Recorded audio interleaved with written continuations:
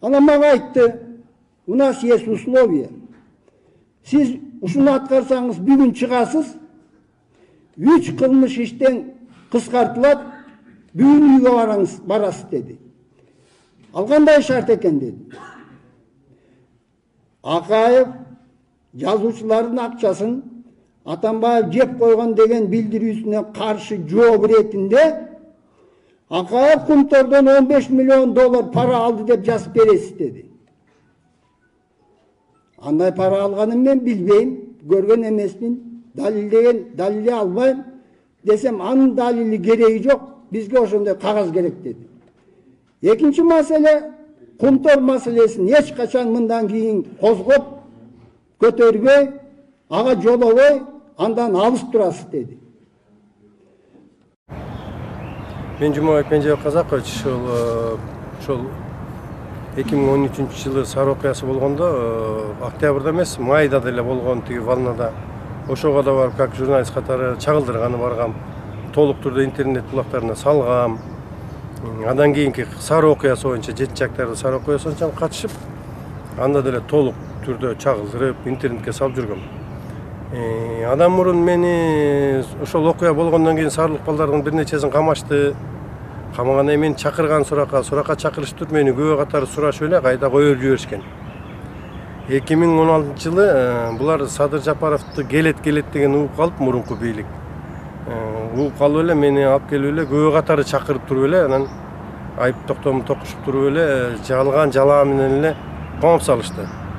1,5 ай 2 ай сурак бергенден кийин эле тездик менен, өтө тездик менен биринчи станцияга беришти. Биринчи станциянын соттору 8 жыл берди. Экинчи станция күчүндө калтырды. Жогорку сот 8 жылды күчүндө калтырды. Жалган жала менен. Анан кийин ошол Садыр Жапаров келет болуп калганда мага бир нече жолу СИЗОго да киришти. Эми өмүрүмө коркунуч келтирген убактар болду, башкалар болду. СМБга 47-чи зонага киришти. Кирип алып, булар ар кандай сөздөрдү айтып, ушу мына 8 жыл алдың, эми түрмөдөн чыкпайсың, сен бала чыккан ким багат деген сөздөр менен мага Садыр Жапаровдун үстүнөн жазып бер, кол коюп бер, биз соттон өзү өткөзө алабыз деди. Мен өзүм ошол камалганда көп ойлонуп жүрүп, бир нерсени сездим да. Бир эле киши башкарып аткан Кыргызстанды, анткени алар айтып атышпайбы, мен эми 8 жыл күчүнө кирип кетти жогорку соттон, жаңы жагдай болуш керек. Кайра кантип чыгам десем, жок дейт, биз жогору жак менен президент менен сүйлөшүп койдук, мурунку президент менен. Чыгазың биз айтсак, сен Тока Садырга кол коюп бер деп айткандай эле чыгарышты. Помилование менен. Мен бирок бул помилованияга нааразымын, мен акталышым керек. Эми мына бийлик келгенден кийин эми элдер ойлошу мүмкүн, булар эмне айтып чыгышты депчи. Мына жаңы бийлик келип, Сооронбай Шарипович мына президент өзү выступать этип, коррупцияга каршы биринчи соттордон башталыш керек. Бардыгын тазалайм деген бир үмүт пайда болгондон кийин айтасың да. Адам мурун кантип айтасың? Айтсаң эле баарын алып барып камап атса. Эми мен ойлойм, урматтуу биздин президентибиз ушулардын баарын дыкат карап, жаңы келген прокурору, соттор бир адилеттүүлүккө жетет деп ойлойм да. Анткени Садыр Жапаров бүгүнкү күндө түрмөдө жөндөн жөн эле жатат. Ал деген Кумтор үчүн күйүп бышкан үчүн, Кумтор маселесин көтөргөн үчүн кыргыз эли үчүн жатат деп ойлойм да мен. Урматтуу Сооронбай Шарипович, мен эми бүгүнкү күндө ойлойм да, ушул Садыр Жапаров, ошол эле Сарунун бир нече балдары бүгүнкү күндө айтып атат, 27 бала запкы жеди деп камалды депчи. Сизден сураныч, ушул балдарды дыкат иликтеп, башкы прокурорго тапшырма бересизби? Же бир укук коргоогонго тапшырып, дыкат иликтеп, бир кайра жаңы жагдай менен башка бир мыйзамдын өзүнүн мемелери бар да. Мыйзам чегинде ушул балдарды карап, кайрадан чындыкка жетсеңиз, ошондо сиз кыргыз элинин чыныгы президенти болосуз. Ошондо сиз адилеттикке жеткен болосуз деп ойлойм. Ошон үчүн сизден көпкө үмүт эткен үчүн гана биз бүгүнкү күндө сүйлөп атабыз. А мурунку бийликте мындай сөздөрдү айта албайт элек. Мен Калчаев Нарсе Долдуркович, 1980-жылы 6-февралда төрөлгөм. Ошол окуялар боюнча, Кумтур маселеси боюнча 2 комиссияда иш алып бардым. Мамлекеттик комиссияда да, жогорку кеңеште дагы, Садыр Нуркожоевичтин комиссиясында дагы ошолго да катышып, ошол боюнча маалыматтарды алып, анан элге жеткизип, ошол боюнча элдик нааразычылык болуп, ошол Кумтур маселеси боюнча митингдерде катышкам. Ошо митингдердин башында тургам. Митингдердин ошол жетектеп ошолорду уюштуруп жүргөндөрдүн бири болуп эсептелем.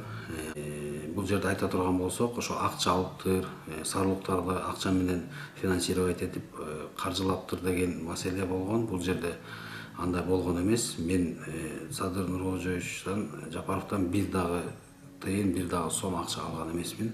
Акча бергенин да көргөн эмесмин. Бул жерге эч кандай тиешеси да жок болчу. Жапаров менен эч кандай байланышыбыз да жок болчу ал кезектерде. Ошол кезде УКМК тарабынан катуу кысым болгон бизге. Буга чейин өзүңүздөргө маалым болгондой, менде кармалган учурда мени кыйнап, башыма мешок кийгизип, маскачандар ошол жерде 6 саат кармап, сабап кыйнашкан. Бир гана кызыкчылык ошо Жапаровго көргөзмө бересиң деп, биз айткандай көргөзмө бересиң деп ошол жерде кыйнашкан. Ошол кыйноодо дагы мен ал болгонун биз кандай уюштурганбыз, эч кимдин, Жапаровдун дагы бөлөк ушу төмөн айтылган бөлөк фамилияларында тиешеси жок деп мен ошол жерден эле 6 саат кыйноосуна дагы туруштук берип, алар каалагандай маалымат көргөзмөнү берген эмесмин. Ошол кезде ГКМБда Жапаровго каршы көрсөтмө берсең, сени кой берип жиберебиз, биз айткандай маселени айт, мына бүгүн азыр чыгарып ийебиз деп ошол кезектеги тергөөнүн башында турган кишилери мага ушундай сунуш киргизген.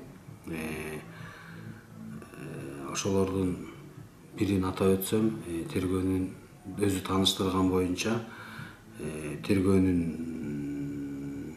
башчысымын деп, ошол азыр бүт баарды силердин тагдырыңар менин колумда деп ошол кезекте тергөөчүнүн фамилиясын айтып кетсем, Бакиров деген тергөөчү мага ушундай сунуш берип, анан ушундай кой берип жиберем, бүгүн эле боштондукта болосуң, бир гана биздин айткан сөздү кайталап айтып бер деген. Анан мен ага да макул болгон эмесмин. Бирок ошо баш тартканыма байланыштуу мени мыйзамсыз 8 жылга эркмен ажыратып, андан кийин дагы мени канчалаган баягы иш аракеттери болду, менден ошондой көргөзмө алабыз деген, бирок жыйынтыгы болгон жок. Азыр эми мен ошол кайрылуумда жаңы мына президент шайланды, жаңы өкмөт келди, ушул баардык нерсе жаңылануу менен анан акыйкат чечим чыгарат деген ушу жаңы жагдайлар менен болобу же кандай бир себептер менен болобу, ошол акыйкат үчүн айтып коеюн дедим. Жапаровдун эч бир бул Сарыл окуясына, Каракол окуясына эч байланышы жок. Сиздерден ошол кайрылууну жаздым. Ошол кайрылуумда бир гана ошол актап берүүңүздөрдү, акыйкат чечим чыгарууңуздарды гана өтүнөбүз.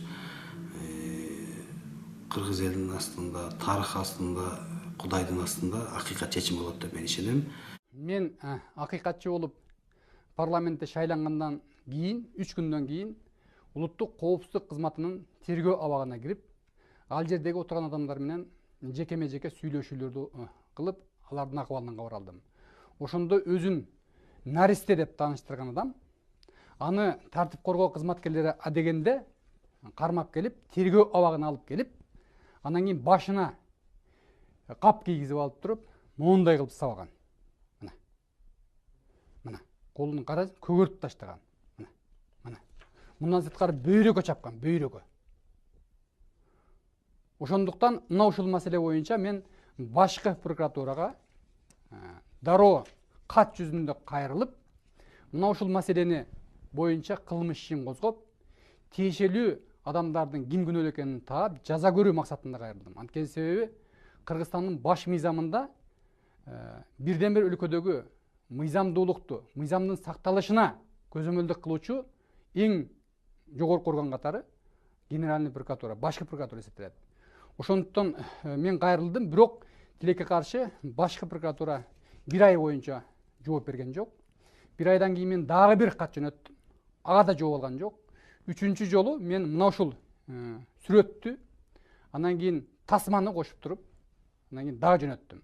Аны ошондо мен башкы прокуратурадан жакында жооп алдым. анын жообунда чечим кабыл алып туруп, постановление башкы прокуратуранын.